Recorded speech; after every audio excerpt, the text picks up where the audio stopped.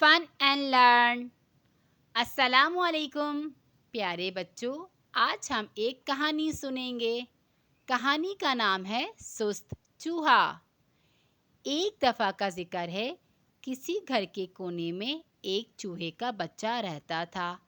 وہ شروع سے ہی بہت سست تھا، کوئی کام نہیں کرتا تھا، بس ہر وقت گھر میں پڑا رہتا تھا۔ ایک دن وہ جھولا جھول رہا تھا، اس کی امی بازار سے کچھ خرید کر لائیں اور نکمے چوہے کو کہا، تم ہر وقت گھر میں بیٹھے رہتے ہو، کوئی کام کاج نہیں کرتے، کم از کم ان ننھی چوٹیوں سے ہی کچھ سیکھو۔ وہ اتنی سی ہونے کے باوجود دور دراز سے ڈھیروں سارا سامان اپنی کمر پر اٹھا کر لاتی ہیں۔ چوہے نے اپنی امی کو جواب دیا، کیا میں اونٹ ہوں جو اتنا سارا وزن اٹھاؤں؟ تھوڑی دیر بعد ننھا چوہا ایک کونے میں جا بیٹھا اور چوٹیوں کو ڈھونڈنے لگا۔ نیچے سے چوٹیوں کا ایک دستہ گزرا اور چوہے سے کہا، ہمارا راستہ چھوڑو، ہمیں اپنا کام کرنے دو۔ چوہے نے پوچھا، تم سب کہاں جا رہی ہو؟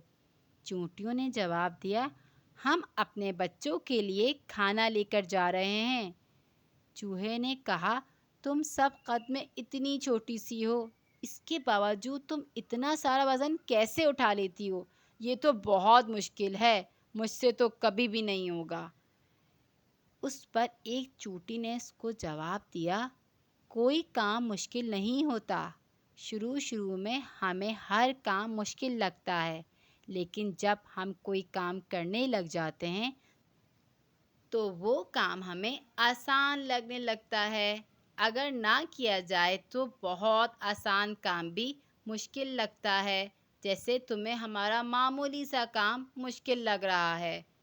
یہ سن کر چوہا بڑا شرمندہ ہوا اور اپنی امی سے جا کر کہا، امی، اب میں اپنی تمام سستی اور کاہلی چھوڑ کر محنت اور مشقت کروں گا اور چونٹیوں کی طرح ہمیشہ ایک بامقصد زندگی گزاروں گا۔